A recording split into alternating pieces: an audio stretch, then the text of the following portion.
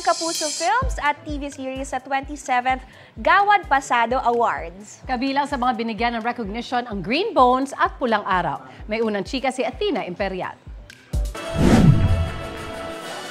Muling nang ibabaw ang husay ng mga bumubuo ng multi-awarded GMA Pictures film na Green Bones sa 27th Gawad Pasado Awards na ginanap sa Manila Titana Colleges sa Pasay City. Pinarangalan ng pinakapasadong istorya, disenyong pamproduksyon at pinakapasadong pelikula sa paggamit ng wika ang Green Bones.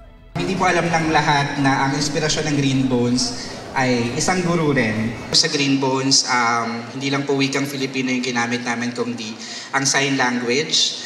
So we'd like to share this award with the deaf community at sa Filipino Sign Language coaches na nakasama namin on the set.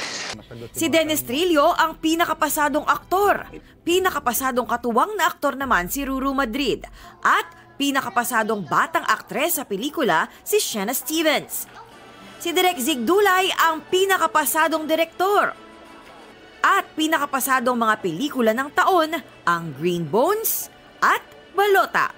Gusto namin i-share yung karangalan ito sa ating national artist, si Ricky Lee.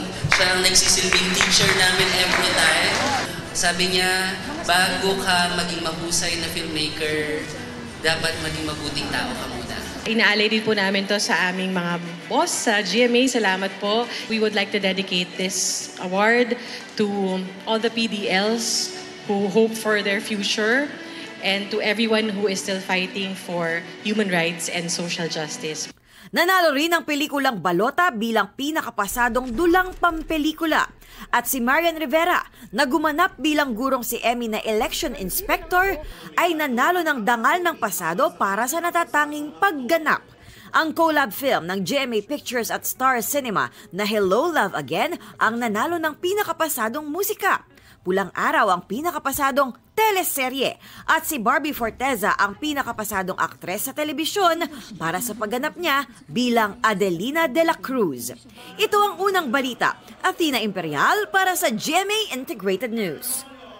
Gusto mo bang mauna sa mga balita? Mag-subscribe na sa GMA Integrated News sa YouTube at tumutok sa unang balita.